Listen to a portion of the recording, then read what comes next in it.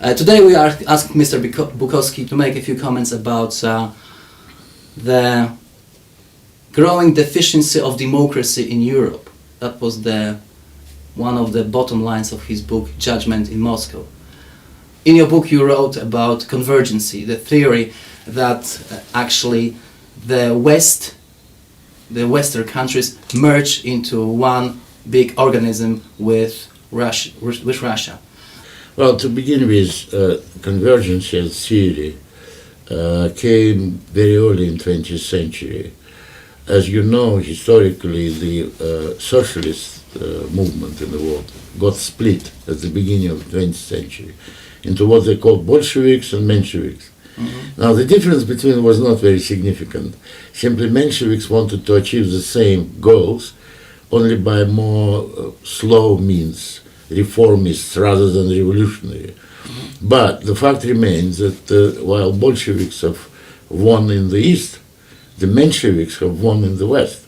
And that's what lots of people in former communist countries did not realize. I didn't realize it too until I came to the West and suddenly discovered that they have more socialism than we used to have in the Soviet Union, simply because socialists have won here. I mean, look at Britain. They have the same medical system as the Soviet Union used to have. It's free, and as being free in the Soviet Union, it didn't work, and being free in the West, it doesn't work either. So that's, you suddenly realize that they introduced a lot of socialism into their lives throughout 20th century, gradually, slowly, not through revolution, right? And the theory was, mostly popular among the left wing and the socialist parties, that one day this divide between Bolsheviks and Mensheviks will be closed. That Bolsheviks will become milder, they will abandon their revolutionary zeal and violent nature, they'll become what they call socialism with human face. Yeah. While the West would increase their socialist features, and then there will be no difference, there will be convergence between the West and the East. So convergence is, first of all, ideological concept, which brings together these two worlds and creates one world out of them, which, according to this concept, is going to be paradise. There will be no social problems, no wars, no poverty, no crime. As usual with socialist utopia, they give you a beautiful picture of the ultimate triumph of their concept. New brave world. Yeah, but it was in theory for a long time. Throughout 20th century, if you looked on the relations between the West and the East, it was always these two things which formed the political reality. When Bolsheviks felt themselves strong, they would fight against Mensheviks. When they feel themselves threatened, in crisis, in difficulty, they would always pretend to be Mensheviks. Like Gorbachev with his so-called new thinking. Read his new thinking. New thinking is socialist. It's not communist. That's very simple. So they would always indicate to the Western fellow travelers that they're about to change. And therefore, the left forces of the West come to their rescue, helping them. As soon as the crisis is over, they will go back to their former position as Bolsheviks and will reject socialists. So socialists throughout 20th century were taken by this deception several times. They helped Lenin during NAP, they helped Stalin during a war, they helped Brezhnev during Détente policy. It was always going in circles. And always this carrot of convergency would be used to attract the socialist donkey. It was very, very good device for them. Now, ultimately, in the middle of 80s, they suddenly understood that the crisis of socialism is everywhere, in the West and in the East. In the East, Gorbachev started his perestroika because socialism did not produce anymore, it was bankrupt. In the East, in the West, they had the same problem coming to them when socialism became a big burden on national economies. They couldn't cope with it. So they decided that they would have a convergency. And the agreement between Gorbachev and Western left-wing parties was formulated in the middle of 80s, with Gorbachev coming up and announcing a new policy of our common European home, Exactly. he said. So in the West it was formulated like a European idea. In reality it was a socialist idea.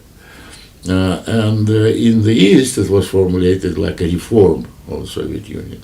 So there was an attempt at convergency.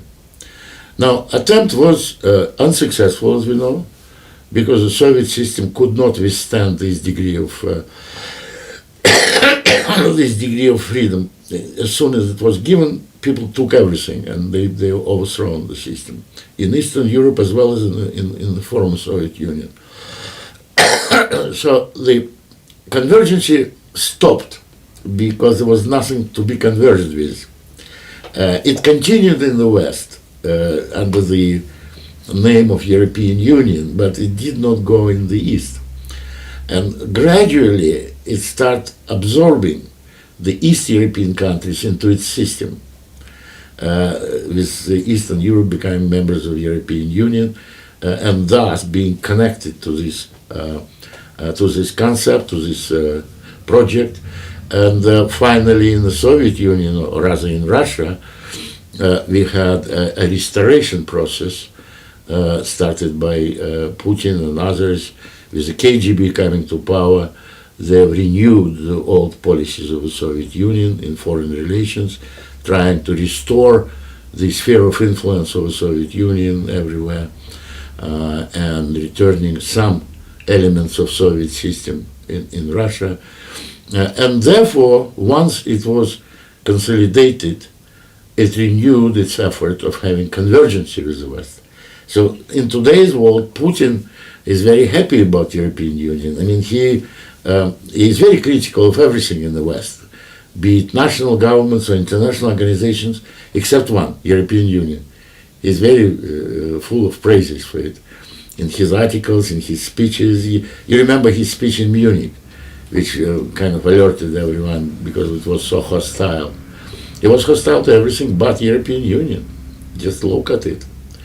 So he suddenly felt that he can now return to the old project.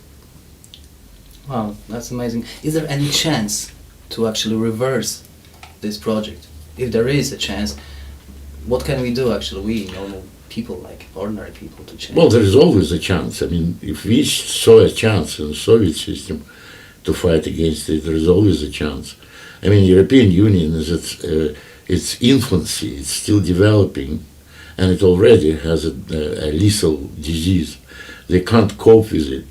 I mean, as usual, socialist utopia is beautiful, except there is no money for it. So they're running out of money, as it so often happens with socialist systems. And the European Union is not exception. They're now in deep crisis of this so-called sovereign debt, which is in reality a cost of socialism, which the national economies cannot bear. So it looks like they're going to be bankrupt, like Soviet Union, very soon. Some people claim that actually Germans are using actually money instead of army to take control over the Europe. That might have been their project at the beginning, but if you look at the situation today, Germany is paying for everyone. Germany is the main source of money today for the rest of Europe. Look, who is giving money to Greece, the bailout money? Germany. Who is giving money to Portugal? Who is giving money to Ireland? It all comes from Germany. So, and they themselves are not doing well. I mean, last year economy shows zero growth. Zero. That is very dangerous. That's a recession.